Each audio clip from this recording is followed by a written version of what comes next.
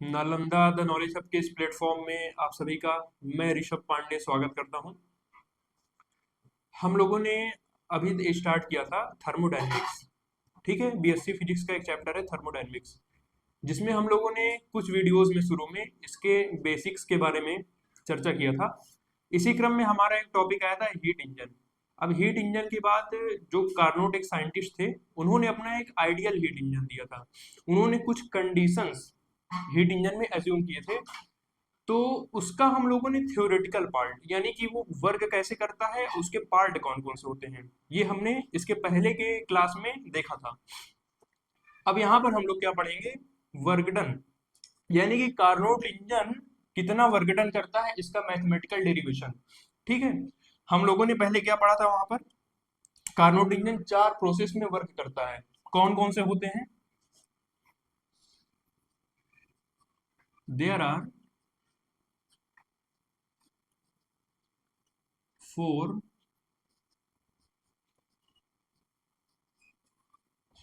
Process in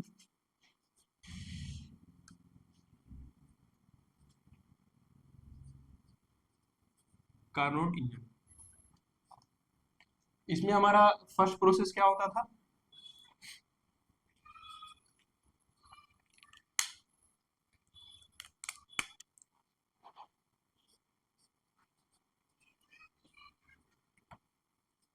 isothermal expansion.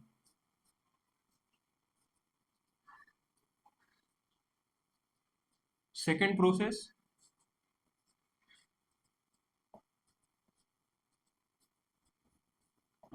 Adiabatic expansion.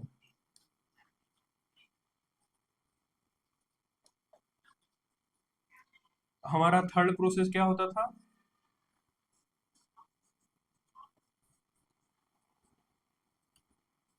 Isothermal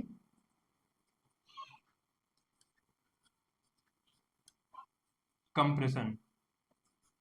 fourth process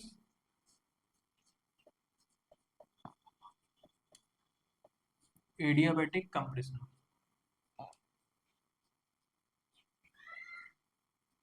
ठीक है। अब क्या होता है कार्नोट इंजन, क्या होता है हीट इंजन, और क्या होते हैं ये चारों प्रोसेस? अगर आपको इसके बारे में नहीं मालूम है तो आप कृपया करके इसके पहले के 2 लेक्चर्स आप अगर देख लेंगे तो आपको पूरा क्लियर हो जाएगा कि हीट इंजन क्या होता है। हीट इंजन एक ऐसा इंजन होता है जो कि हीट एनर्जी को वर्क में चेंज करता है।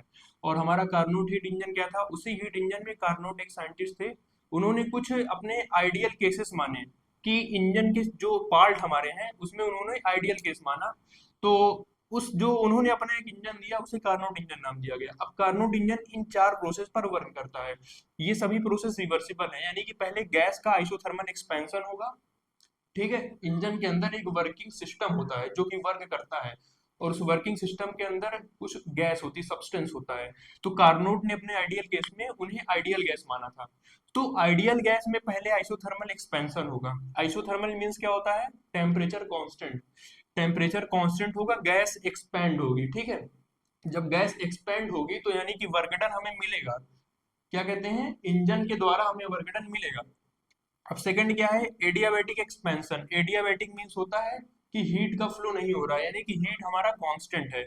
सेकंड स्टेप में होता है एडियाबैटिक एक्सपेंशन। सेकंड में गैस फिर से एक्सपेंड करती है, लेकिन अपने इंटरनल एनर्जी का यूज करके एक्सपेंड करती है, क्योंकि उसको और हीट नहीं मिल सकता है। और हमारा थर्ड प्रोसेस में क्या होता है? Isothermal compression. अब थर्ड प्रोसेस में क्या होता है, जब 2 प्रोसेस में गैस एक्सपेंड हो गई है, ठीक है, पिस्टन हमारा एक्सपेंड हो गया है, अब थर्ड प्रोसेस में हम लोग सिस्टम के ऊपर वर्क करते हैं ताकि गैस फिर से कंप्रेस हो सके और घूम फिर के अपने इनिशियल कंडीशन में आ जाए। थर्ड स्टेप में आइसोथर्मल कंप्रेशन, यानी कि गैस को फिर से कंप्रेस किया जाता है इंटर एक्सटर्नल वर्क लगा करके। तो जब कंप्रेस हो जाएगी फिर उसके बाद एडियाबैटिक कंप्रेशन। इसमें क्या होता है, हमारा टेम्परेचर फिर कांस्टेंट रहेगा, और एडियाबैटिक कंप्रेशन में टेम्परेचर फिर से चेंज हो जाएगा और हीट कांस्टेंट रहेगा। तो कुल मिलाकर के इन 4 प्रोसेस में हमें ये देखना है कि वर्क डन इन सभी प्रोसेस में कैसे कैसे निकलता है। तो इसके लिए हम लोग को पहले एक ग्राफ खींचना होगा। हम लोग ग्राफ की हेल्प से अपना डेरिवेशन करेंगे। देखिए,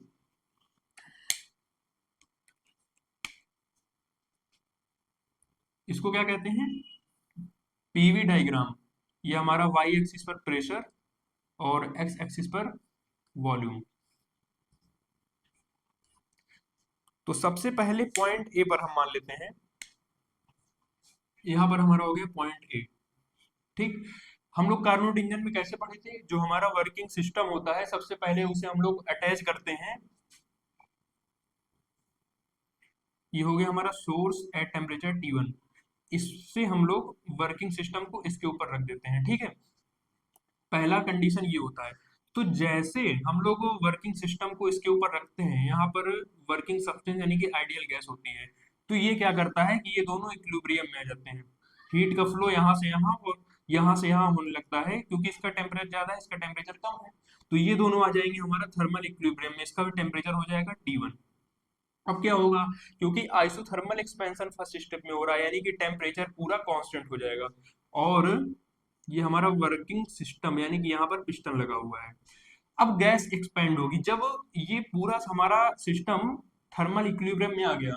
फिर जब यहाँ से और हीट मिलेगी, क्योंकि यहाँ से हीट एनर्जी Q1 किसको मिल रही है, वर्किंग सब्सटेंस को मिल रही है।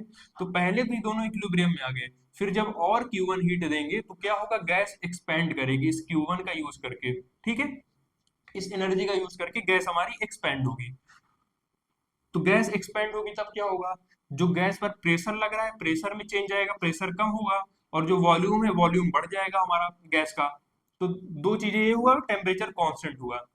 ठीक है, तो यहां से क्या हो जाएगा, पहले हमारा क्या था, पॉइंट ए पर हम यहाँ लिख देते हैं, वॉल्यूम V1 था, प्रेशर कितना था P1 और टेम्परेचर T1।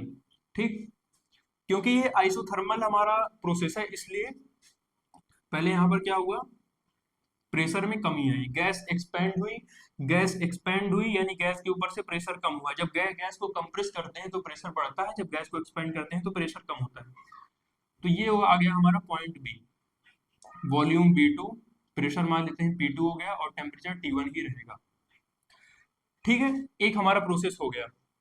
अब सेकेंड प्रोसेस क्या है, एडियाबैटिक एक्सपेंशन। एडियाबैटिक मींस अब इसको हीट मिलना बंद हो जाएगा। एडियाबैटिक मींस होता है हीट का फ्लो सिस्टम के अंदर और सिस्टम के बाहर नहीं होगा। अब सेकेंड स्टेप में हम लोग वर्किंग सिस्टम को क्या कहते हैं, सोर्स से अलग कर दे करके इंसुलेटेड स्टैंड पर रख देते थे। ये सब कैसे हो रहा है, ये सब इसके पहले के वीडियो में हमने डिस्कस किया है डिटेल में, आप वहां पर जाकर के देख सकते हैं। जब हम यहाँ पर रख देंगे,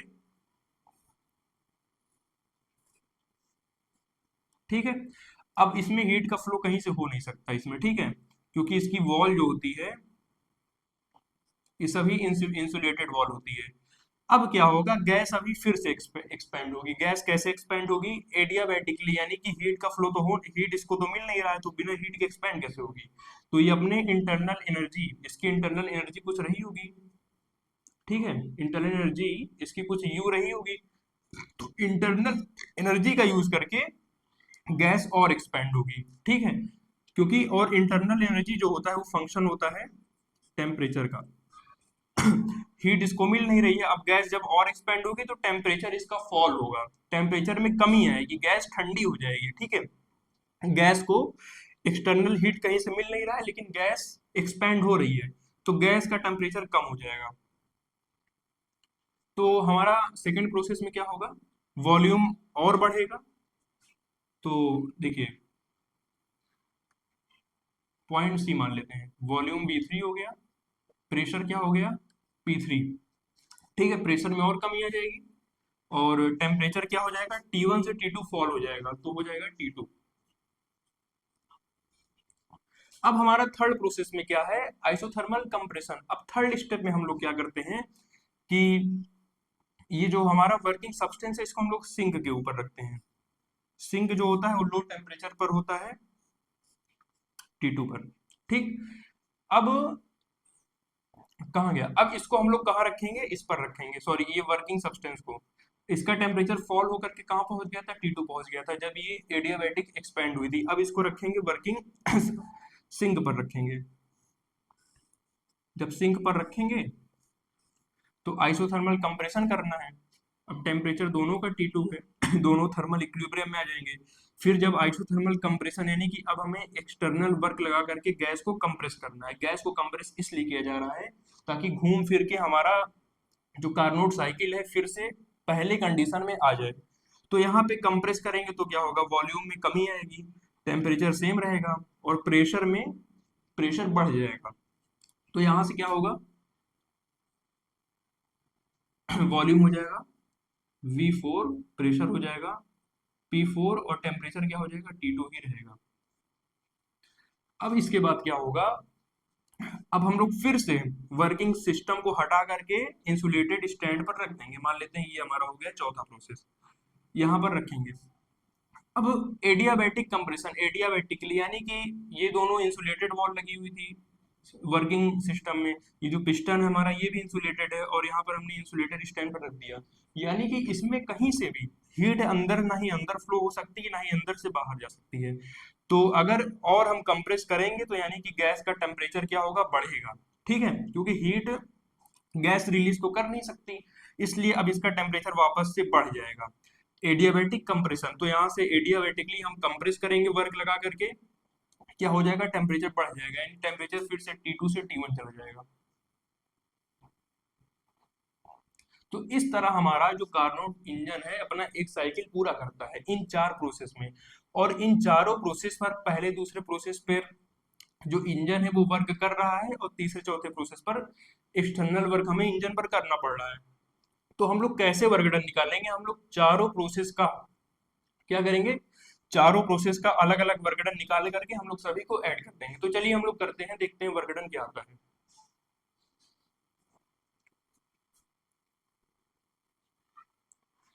तो आइए अब देखते हैं कि वर्क डन चारों प्रोसेस में हम लोग कैसे कैलकुलेट करेंगे।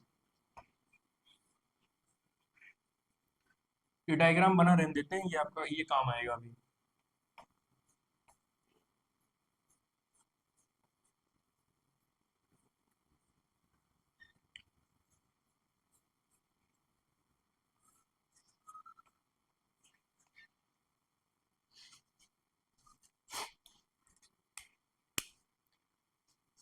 सबसे पहले हम किसमें कैलकुलेट करते हैं, इस पाथ के लॉन्ग, यानी ये हमारा पाथ कौन सा था, आइसोथर्मल एक्सपेंशन। पहला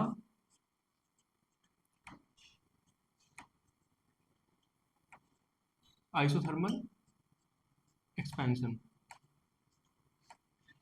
अब इस प्रोसेस में क्या होता है, आइसोथर्मल प्रोसेस में क्या होता है, टेम्परेचर कांस्टेंट रहता है।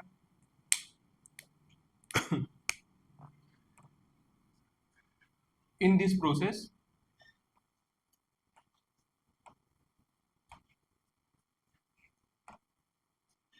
टेम्परेचर T बराबर कांस्टेंट। तो हम मान लेते हैं कि हमारा पहला वर्क डन जो आइसोथर्मल कंप्रेशन प्रोसेस में होगा ये हमारा क्या हो जाएगा, W1। हमने इसको W1 नाम दे दिया कि यहाँ से यहाँ तक चलने में, जो इंजन यहाँ से यहाँ तक पहला जो प्रोसेस हुआ है इसके अलोंग वर्क डन W1 है। तो W1 बराबर क्या हो जाएगा, work done along path AB। ठीक, हम लोग इस कर्व के लॉन्ग वर्क डन निकालेंगे, पहला प्रोसेस हमारा यही था। तो क्या हो जाएगा, जो थर्मोडायनेमिक्स में जो वर्क डन का बेसिक एक्सप्रेशन होता है, जो जनरल एक्सप्रेशन होता है, जो कि हमने शुरू में डेरिवेशन आपको कराया था, ये क्या होता है, integration of V1 to V2 P dV। ठीक, तो ये कैसे आया, तो ये पहले के वीडियो में हमने आपको बताया है, सेकेंड या फिर थर्ड लेक्चर में है, तो इसको आप देख सकते हैं वहां से। थर्मोडायनेमिक्स में वर्क डन का जो फॉर्मूला होता है, एक्सप्रेशन होता है, ये जनरली तो क्या कहते हैं, integral V1 to V2 P dV से दिखाया जाता है। इसका मतलब हुआ कि वॉल्यूम कहाँ से कहाँ तक चेंज हुआ, V1 से V2 तक चेंज हुआ। तो देखिए अब हम लोग क्या करेंगे, हमारा टेम्परेचर कांस्टेंट है तो हम लोग प्रेशर को ये चाहेंगे कि हम लोग टेम्परेचर के टर्म में चेंज कर लें, ताकि हमारा एक कांस्टेंट टर्म बाहर निकल जाए। और इसमें हम लोग को वॉल्यूम का टर्म लाना पड़ेगा, क्योंकि डीवी है, वॉल्यूम के रिस्पेक्ट में इंटीग्रेट करना है, तो यहाँ पर हमें वॉल्यूम का टर्म लाना पड़ेगा। तो हम लोग क्या जानते हैं, फ्रॉम आइडियल गैस इक्वेशन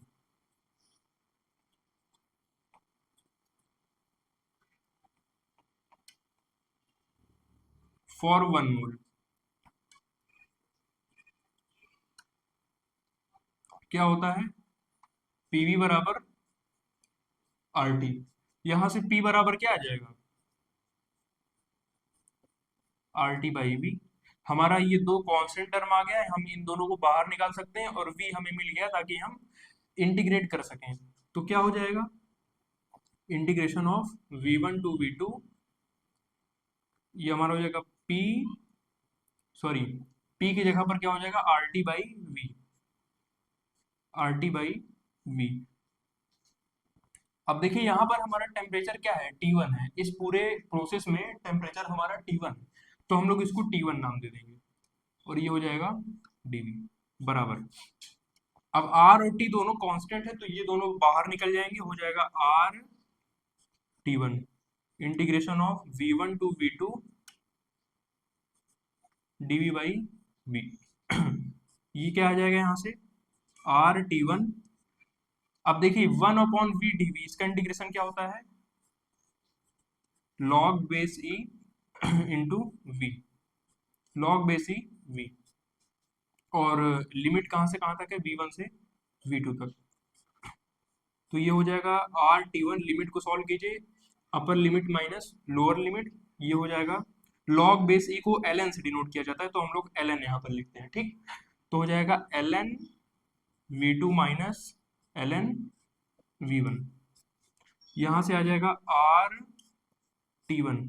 देखिए log A minus log B होता है log A/V, तो हो जाएगा ln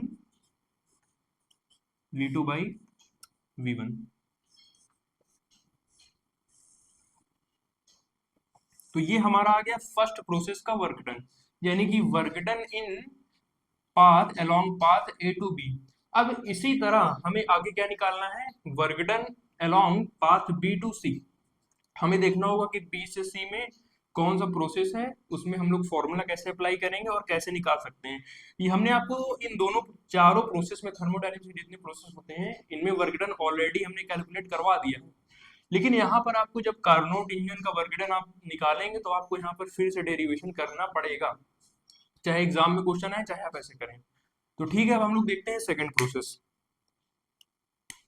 सेकंड हमारा क्या है? Adiabatic compression.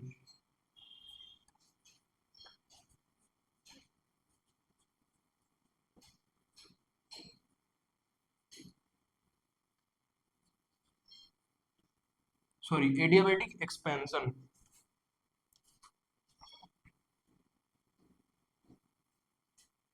वॉल्यूम यहां से इंक्रीज किया ना, एडियाबैटिक एक्सपेंशन।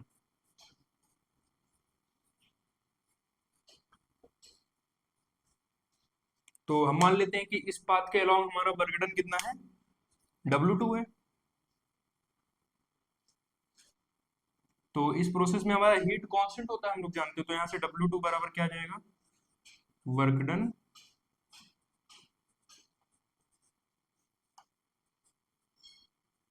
वॉल्यूम कहाँ से कहाँ तक चेंज हुआ? V2 से V3, हो जाएगा इंटीग्रल ऑफ V2 से V3 P dV। अब यहाँ पर हमें क्या करना पड़ेगा? एक इक्वेशन होता है जिसको कहते हैं हम लोग पॉइसंस इक्वेशन।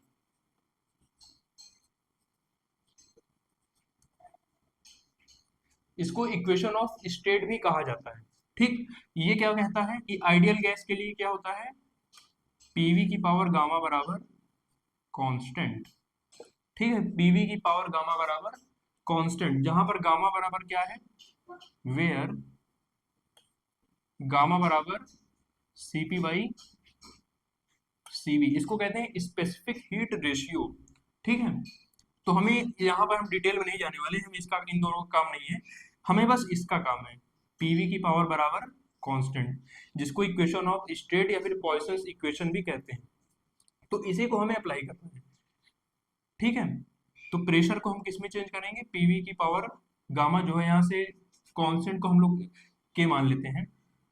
अच्छा एक बात बताइए, अगर पीवी की पावर गामा बराबर कांस्टेंट है, इसका मतलब क्या हुआ कि जो ये वाला टर्म है ठीक है, ये हमेशा एक हमें कांस्टेंट वैल्यू देगा, भले ही हम पी और वी में कुछ भी चेंज ना कर दें। ठीक है, भले ही हम प्रेशर और वॉल्यूम को चाहे जो जो वैल्यू रख दें, हमें हमेशा एक कांस्टेंट वैल्यू मिलेगी। तो चाहे हम क्या कर दें यहाँ पर, P1 V1 की पावर गामा कर दें, चाहे हम लोग P2 V2 की पावर गामा कर दें, चाहे P3 V3 की पावर गामा कर दें, चाहे P4 V4 की पावर गामा कर दें, इसको हम चाहे जो भी वैल्यू रख दें P और V की, हमें क्या देगा, हमेशा एक कांस्टेंट वैल्यू देगा, K देगा। तो यहाँ पर इसको हम लोग चलिए अप्लाई करते हैं, V2 से V3 P को चेंज करते हैं। ठीक, P बराबर क्या हो जाएगा, K अपॉन V की पावर गामा। ठीक, यहां से हमने चेंज किया, कांस्टेंट को हमने K माना, K अपॉन V की पावर गामा। तो यहां से हो जाएगा K अपॉन V की power gamma into dV। K constant है, K बाहर आ जाएगा, इंटीग्रल V2 टू V3 हो जाएगा V की पावर माइनस गामा dV। ठीक, अब हमारा K यहाँ पर कांस्टेंट हो गया, और V की पावर माइनस गामा, x की पावर n का इंटीग्रेशन, तो हो जाएगा x की पावर n प्लस वन, यानी कि V की power minus gamma plus one upon minus gamma plus one, और लिमिट क्या लग जाएगा, V2 से V3। इतनी बात क्लियर है कि नहीं? अब आगे देखते हैं, यहां तक दिख रहा है ना। अब इसके आगे हम लोग कहाँ करते हैं, इसको मिटा देते हैं, यहां पर करते हैं, इसको आप लोग नोट कर लीजिएगा।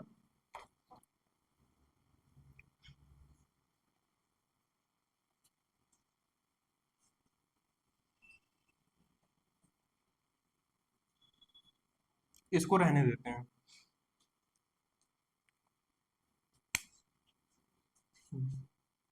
एक स्टेप आगे करते हैं, देखिए अब क्या क्या होगा यहाँ पर। जो हमारा माइनस गामा प्लस वन है, ये भी एक कांस्टेंट वैल्यू, क्योंकि ये क्या है, स्पेसिफिक हीट रेशियो, ये वैल्यू हमेशा कांस्टेंट आती है। तो माइनस गामा प्लस वन को भी बाहर कर देते हैं, क्या हो जाएगा, के upon minus gamma plus one, और ये अंदर क्या हो जाएगा हमारा, v की power minus gamma plus one, और जब हम लिमिट रख देंगे तो क्या हो जाएगा, v3 की power minus gamma plus one. ठीक, v3 की power minus gamma plus one minus हो जाएगा v2 का power minus gamma plus one. अब अगला स्टेप देखिए, यहां से हमारा W2 बराबर क्या आ जाएगा, W2 बराबर, अब हम लोग K को अंदर भेज देते हैं, क्या आ जाएगा यहाँ पर, one upon minus gamma plus one हो जाएगा के वी थ्री की power minus gamma plus one, minus हो जाएगा के वी टू की power minus gamma plus one. ठीक, अब आगे देखिए, one upon minus gamma plus one, के को हम लोग अगर चेंज करें तो क्या होगा, के को हम लोग चेंज करें तो क्या हो जाएगा, यहां से के बराबर पीवी की पावर गामा, जो कि हमने शुरू में ही लिखा था कि पीवी की पावर गामा बराबर कांस्टेंट होता है, पी और वी की चाहे जो वैल्यू हो। ठीक है, पी और वी की चाहे जो वैल्यू हो, इसके लिए हमेशा इन दोनों का मल्टीप्लाई वी के पावर गामा और वी का एक कांस्टेंट वैल्यू देगा, यानी कि के हमेशा सेम रहेगा। तो हम लोग के को चाहे हम लोग पी वन वी वन का पावर गामा लिख दें, चाहे पी टू वी टू की पावर गामा लिख दें, चाहे पी थ्री वी थ्री की पावर गामा लिख दें, के पर कोई भी फर्क नहीं आने वाला। तो यहाँ पर हम लोग अपनी नीड के अकॉर्डिंग के की वैल्यू रखेंगे। हम लोग यहाँ क्या रख देते हैं, के को रख देते हैं यहाँ पर V3 है, तो हम लोग P3 V3 की पावर गामा, ये हो जाएगा P3 V3 की पावर गामा, और इनटू में हो जाएगा V3 की power minus gamma plus one, minus यहाँ पर हम लोग रख देते हैं P2 V2 की पावर गामा, और हो जाएगा V2 की power minus gamma plus one. अब आगे देखिए हमें क्या रिजल्ट मिलता है, बराबर हो जाएगा one upon minus gamma plus one अब देखिए P3, ठीक, P3 हो गया, और V3 की पावर गामा माइनस गामा क्या हो जाएगा, V3 की पावर गामा हो जाएगा माइनस गामा और +1, ठीक है।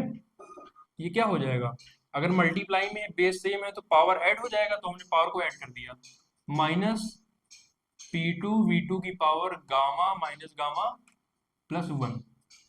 नेक्स्ट स्टेप 1/-गामा +1 हो जाएगा P3 into V3 minus P2 into V2, ठीक। 1/-गामा +1। अब फिर से P को चेंज कर दीजिए, आइडियल गैस इक्वेशन से क्या होता है, पीवी बराबर आरटी, पीवी बराबर आरटी, तो यहां से P बराबर क्या आ जाएगा, P बराबर RT/V, पीवी बराबर RT, सीधे आप इसको चेंज कीजिए, PV इक्वल्स टू RT, तो क्या हो जाएगा, P3V3 बराबर हो जाएगा R तो कांस्टेंट होता है ideal gas sorry gas constant होता है, तो यहां से हो जाएगा RT3, ठीक है। V3 के पास टेम्परेचर कितना था, V3 के पास टेम्परेचर T2 था, तो यहाँ हो जाएगा RT2 माइनस, अब P2V2 को हम लोग RT के टर्म में चेंज करेंगे तो क्या आएगा, वो यहाँ पर भी हो जाएगा RT, लेकिन हमें देखना होगा कि V2 के पास टेम्परेचर कितना था, V2 के पास टेम्परेचर T1 था, तो RT1, ये यहां से क्या आ जाएगा, R को बाहर कर दीजिए, R/-गामा +1 T2 माइनस T1, ये हमारा आ गया W2। ये हमारा वर्क डन का एक्सप्रेशन आ गया हमारा सेकेंड स्टेप में, यानी कि पाथ BC के लॉन्ग। अब हमें सेम काम क्या करना है, यहाँ पर पाथ C और इसको D नाम दे देते हैं, पाथ CD के अलोंग और पाथ DA के अलोंग हमें दो डेरिवेशन ऑन करने हैं, फिर हम लोग सभी को ऐड कर देंगे, जैसे हमने W1 W2 निकाला, अब हम लोग क्या निकालेंगे, W3 और W4, तो चलिए हम लोग निकालते हैं।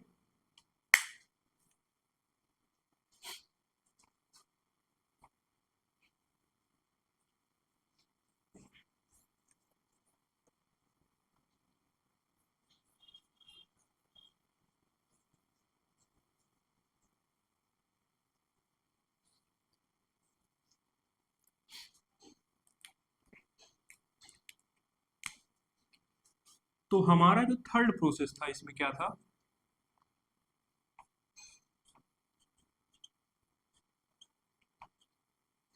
आइसोथर्मल कंप्रेशन,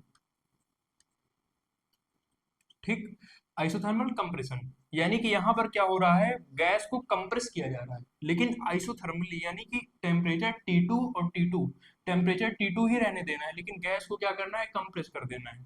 तो इसके लिए कैसे निकलेगा, जैसे हमने फर्स्ट केस में निकाला था आइसोथर्मल एक्सपेंशन, सेम इसमें हमें आइसोथर्मल कंप्रेशन के लिए निकालना है। तो यहाँ से हमारा W3 क्या आ जाएगा, integration of V3 to V4, volume में कितना चेंज हुआ, V3 से V4 तक वॉल्यूम कंप्रेस हो गया, तो वॉल्यूम हो जाएगा हमारा V3 टू V4 और P dV। सेम काम करना है, PV बराबर क्या होता है, 1 मोल आइडियल गैस के लिए RT, तो P बराबर क्या हो जाएगा, RT/V, तो volume integration of V3 to V4, P बराबर हो जाएगा RT/V, लेकिन यहाँ पर हमारा जो कांस्टेंट टेम्परेचर है ये क्या है, ये हमारा V2 है, तो हो जाएगा RT2 और ये क्या हो जाएगा DV बराबर, अब R और T2 यहाँ पर कांस्टेंट टर्म है, तो ये दोनों बाहर निकल जाएंगे, हो जाएगा RT2 integration of V3 to V4 बचेगा DV/V, यहां से क्या आ जाएगा RT2 और 1/VdV इंटीग्रेशन क्या हो जाएगा हमारा LN V, V3 to V4, तो ये यहां से क्या आ जाएगा, R T2 ln V4 minus ln V3, ln यानी log बेस E। तो यहां से आ जाएगा R T2 ln V4 by V3, ये हमारा आ गया W3।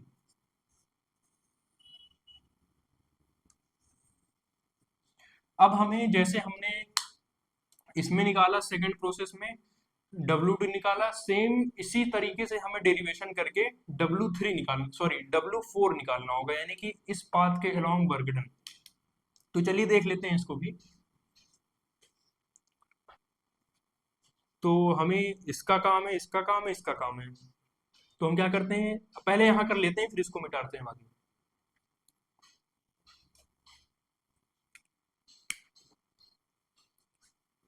हमारा जो लास्ट प्रोसेस है ये कहते हैं कार्नोट इंजन में, ये है हमारा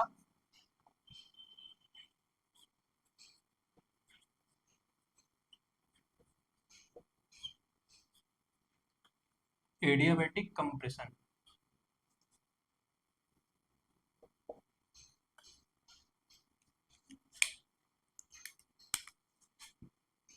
यहाँ से W4 आ जाएगा, volume integration of V4 to V1, volume क्या हो जाता है V4 से V1, फिर से इंजन अपने इनिशियल स्टेट में पहुंच जाता है। तो V4 टू V1, ठीक है, V4 टू V1 हो जाएगा P dV। यहां से अब सेम वही काम हमें करना है, पॉइसन इक्वेशन लगा देना है। क्या होता है, PV की पावर गामा बराबर कांस्टेंट यानी कि K, ठीक। अब इसको हम चाहे P1 V1 का पावर गामा बोले, P1 V1 का पावर गामा, चाहे P2 V2 का पावर गामा बोले, चाहे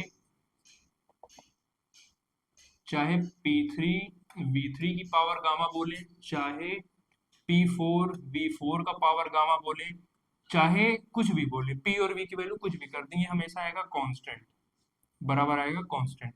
तो इसको हम लोग यहाँ पर अप्लाई कर देते हैं, हो जाएगा V4 टू V1, और P की जगह पर हमारा क्या हो जाएगा, P बराबर क्या हो जाएगा, K अपॉन PV की पावर गामा बराबर K, तो P बराबर K अपॉन V की power gamma, K upon V की पावर गामा इंटू dV बराबर K कांस्टेंट बाहर निकल जाएगा, K V का power minus gamma dV integration of V4 से V3 बराबर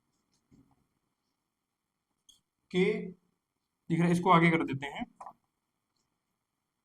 यहां से क्या आ जाएगा, K हो जाएगा, और V की पावर x की पावर n का इंटीग्रेशन, V की power minus gamma plus 1 upon minus gamma plus 1, और लिमिट कहां से कहां तक है, V4 से V1, लिमिट कहां से, V4 से V1 है, ठीक है, V4 से V1।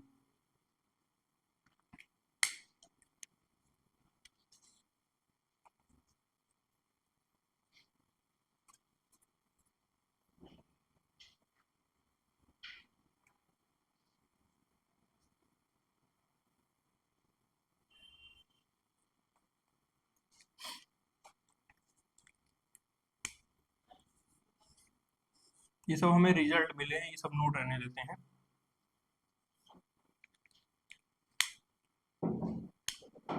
तो यहां से हमारा W4 की वैल्यू जो है क्या आ जाएगी, फिर हमें सेम वही काम रिपीट कर देना है जो हमने सेकंड प्रोसेस में किया था। K upon minus gamma plus 1 constant बाहर कर लेंगे, इंटू क्या हो जाएगा, V4 से V1 हमारा लिमिट है, तो क्या हो जाएगा, upper limit minus lower limit, यानी कि V1 का power minus gamma plus 1 minus V4 का power minus gamma plus 1, W4 बराबर क्या आ जाएगा, 1 upon minus gamma plus 1, K को अंदर कर लेते हैं, K V1 का power minus gamma plus 1 minus K V4 का power minus gamma plus 1, W4 बराबर क्या आ जाएगा, 1 upon minus gamma plus 1 K V1, ठीक। K को हम लोग किस में चेंज करते हैं, के की वैल्यू क्या है, चाहे हम P1 V1 की पावर गामा लिखें, चाहे P2 V2 की पावर गामा लिखें, चाहे कुछ भी लिखें, कांस्टेंट आएगा। तो के को हम लोग यहाँ पर अपने अकॉर्डिंग अरेंज कर लेते हैं। यहाँ पर हमें V1 देखने को मिल रहा है, तो यहाँ पर हम क्या लिख देंगे, के की वैल्यू P1 V1 की पावर गामा, P1 V1 की पावर गामा, और हो जाएगा V1 का पावर माइनस गामा +1, माइनस इसी तरह K4 को क्या लिख देंगे, P4 V4 का पावर गामा इंटू V की पावर माइनस गामा +1। W4 क्या आ जाएगा, 1 माइनस गामा +1। इसको V मत समझिएगा, ये गामा है और V हमारा ये है, ठीक है। गामा जो है थोड़ा तिरछा बना रहे हैं, तो हो जाएगा P1 V1 का पावर गामा माइनस गामा +1, ठीक है। पावर ऐड होगा तो गामा से गामा कैंसिल हो जाएगा, बच जाएगा हमारा P1 V1 minus P4 V4। तो W4 क्या आ जाएगा, 1 minus gamma +1। Ideal gas equation से हम लोग क्या जानते हैं, PV बराबर होता है RT। तो यहाँ से P1 V1 बराबर क्या हो जाएगा, क्योंकि V1 के पास टेम्परेचर कितना है, T1 है, तो P1 V1 बराबर हो जाएगा RT1 माइनस P4 V4, तो हो जाएगा V4 के पास टेम्परेचर कितना है, T2। यहां से हमारे पास जो W4 निकल के आ जाएगा 1 माइनस गामा +1, R बाहर आ जाएगा, कॉमन ले लेंगे, T1 माइनस T2। तो इस तरह से हमारे पास चारों प्रोसेस के द्वारा किए गए वर्क, चारों प्रोसेस में वर्क कितना हुआ वो निकल करके आ गया W4। अब हमें क्या निकालना है, कार्नोट इंजन द्वारा किया गया नेट वर्क डन। तो कुछ वर्क कार्नोट इंजन ने किया, फिर कुछ वर्क हमने एक्सटर्नल वर्क किया। तो हम लोग नेट कैसे निकालेंगे, हमें नेट वर्क डन क्या आएगा, तो नेट के लिए हमें चारों को ऐड कर देना होगा, ठीक है। चारों को क्या करना होगा, ऐड कर देना होगा।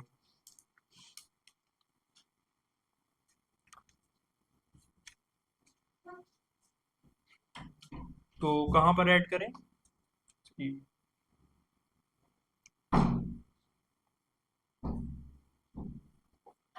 अब इस डायग्राम का काम हो गया है।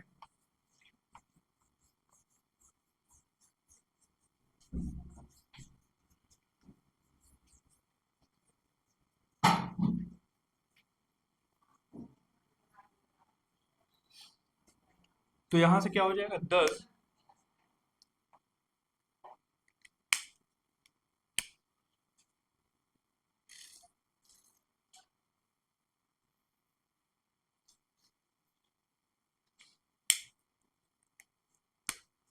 यहां से हो जाएगा 10 नेट वर्क डन।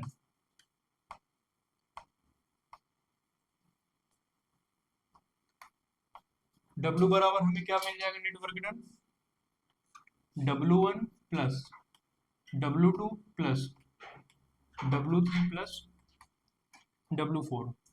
तो यहां से हमें W बराबर क्या मिल जाएगा, W1 हमारे पास कितना आया, RT1 ln V2 by V1, RT1 ln V2 by V1।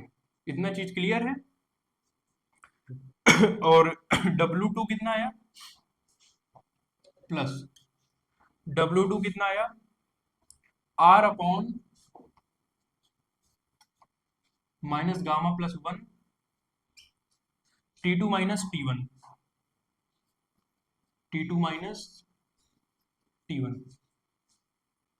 Plus W3 हमें कितना मिला, RT2 ln V4 by V3, RT2 ln V4 by V3 plus W4 हमें कितना मिला, R upon minus gamma +1 T1 minus T2 plus R upon minus gamma +1 T1 minus T2। ये हमारा net work done आ गया। अब हमें 2-3 स्टेप थोड़ा सा इसमें घुमा फिरा के इसी को लिखना है, और ये टर्म क्या होंगे, थोड़े शॉर्ट हो जाएंगे, ठीक है, कुछ अपने आप में कैंसिल हो जाएंगे और लास्ट में जो बचेगा वो हमारा फाइनल वर्क डन होगा। यहाँ से W बराबर आ जाएगा RT1, ये दोनों एक जैसे देखने में लग रहे हैं तो हम इन दोनों को साथ में लिख लेते हैं, RT1 ln V2 by V4। इसको क्या कर देते हैं, RT2 ln V3 by V4 कर देते हैं।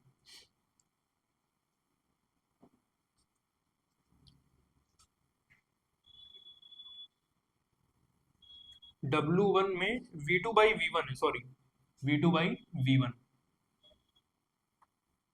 ये हो गया हमारा V3 by V4, RT2 ln V4 by V3, V2 by V1 V4 by V3 plus R upon minus gamma plus 1 T2 minus T1। अब यहाँ पे हम क्या करते हैं, माइनस को कॉमन ले लेते हैं। जब यहाँ से माइनस को कॉमन लेंगे तो यहाँ से क्या आ जाएगा हमारा, ये T1 क्या कहते हैं T2 प्लस हो जाएगा, T1 माइनस हो जाएगा, minus R upon minus gamma plus 1 हो जाएगा T2 माइनस T1। देखिए ये दोनों टर्म कैंसिल हो जाएंगे, दोनों टर्म कैंसिल हो जाएंगे। अब यहाँ से हम क्या करते हैं, RT1 ln V2 by V1, यहाँ से क्या करते हैं लॉग की वैल्यू को पलट देते हैं, minus RT2 ln V3 by V4। इसको कुछ ऐसा लिख देते हैं, क्योंकि log A बाई B क्या होता है, log A upon B log A minus log B होता है। ठीक, यहां से हम क्या करते हैं, इसको क्या माइनस कॉमन ले लीजिए, हो जाएगा log B minus log A आ जाएगा। ठीक, बराबर minus log B upon A आ जाएगा, log A अपॉन B बराबर minus log B upon A। इस प्रॉपर्टी का हमने यूज करके इसको चेंज कर दिया है। अब हमें एक चीज और यहाँ पर डिराइव करना है, जो छोटी सी चीज है, जो हमने पॉइसंस इक्वेशन अभी देखा, इक्वेशन ऑफ स्टेट देखा, उसी से हमें एक चीज और डिराइव करना है। क्या करना है, इसे आप मान लीजिए इक्वेशन स्टार नाम दे दीजिए। नाउ बाय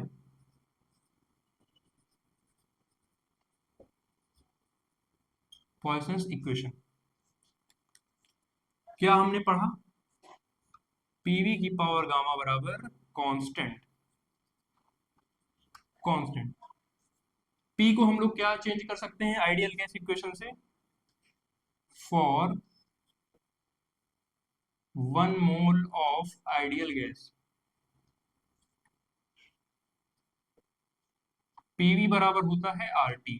वैसे तो पीवी बराबर nRT होता है, लेकिन हम लोग 1 मोल की बात करते हैं, तो पीवी बराबर RT।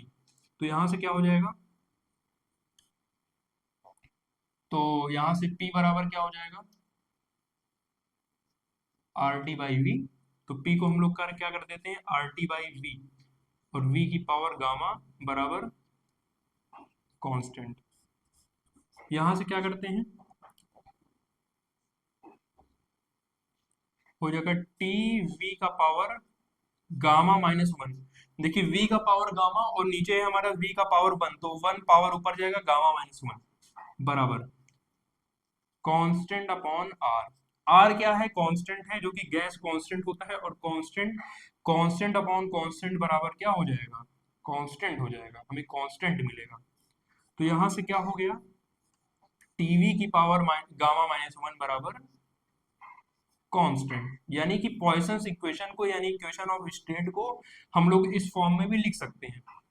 तो यहां से अब क्या देखिए, हम लोग इसको कहां पर अप्लाई करते हैं, हमने जो ग्राफ बनाया हुआ था, कैसे बनाया था, यहां पर हमारा P1 V1 और T1 था, पॉइंट A था, ये ऐसे चला गया, यहाँ पर क्या था P2 V2 और T1, यहाँ से क्या था P3 V3 और टेम्परेचर T2 हो गया था, और यहाँ पे क्या हो गया था P4 V4 और टेम्परेचर T2 था।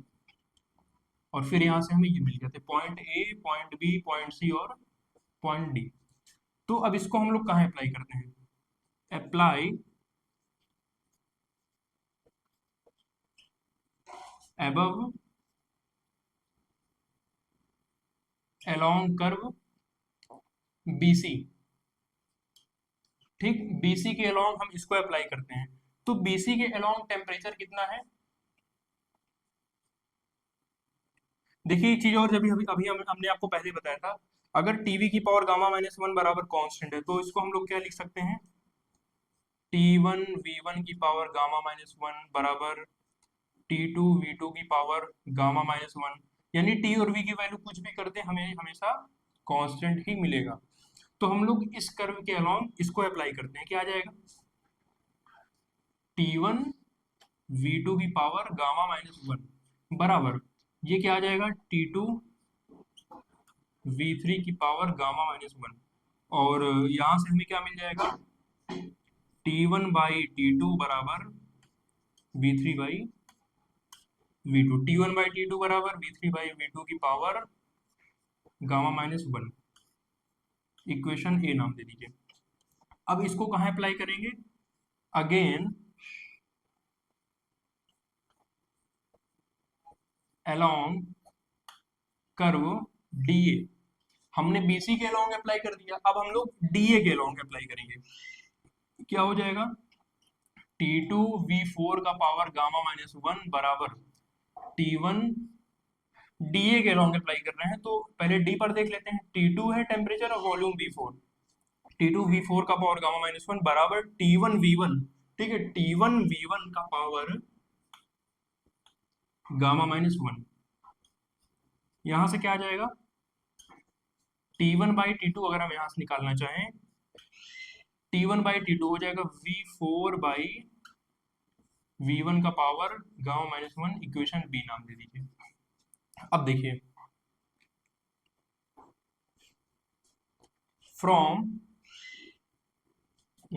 हमें कुछ चीज मिटाना पड़ेगा, इन सबको हम मिटा देते हैं।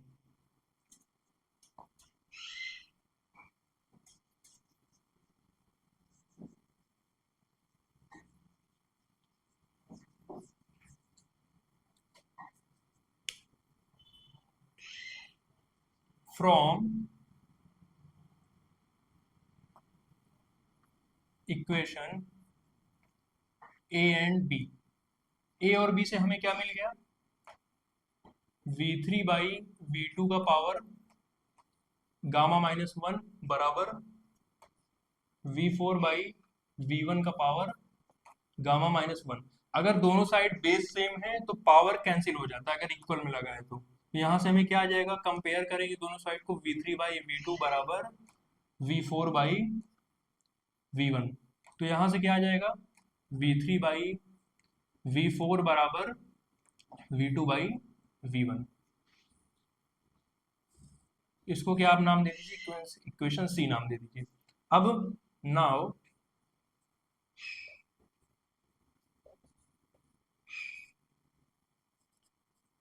Using equation C in equation star, अब हमें जो हमारा नेट वर्क डन मिला है W, इसमें हम लोग इसको अप्लाई करते हैं तो क्या हो जाएगा? V3/V4 बराबर V2/V1 के बराबर हो जाएगा। तो हमारा net work done, net work done W बराबर क्या आ जाएगा? RT1 ln V2/V1 minus RT2 ln V2/V1। तो इतना तो आपको क्लियर होगा, इस इतने में कोई समस्या नहीं होनी चाहिए। अब आगे देखिए, W बराबर हमारा आ जाएगा R, यहाँ से हम लोग T1 माइनस T2 और ln V2/V1 कॉमन आ जाएगा।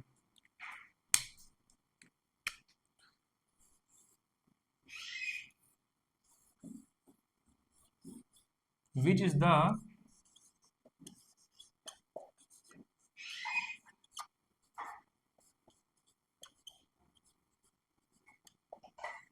Expression of net work done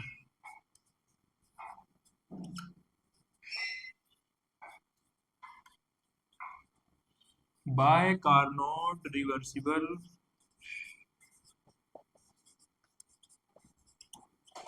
heat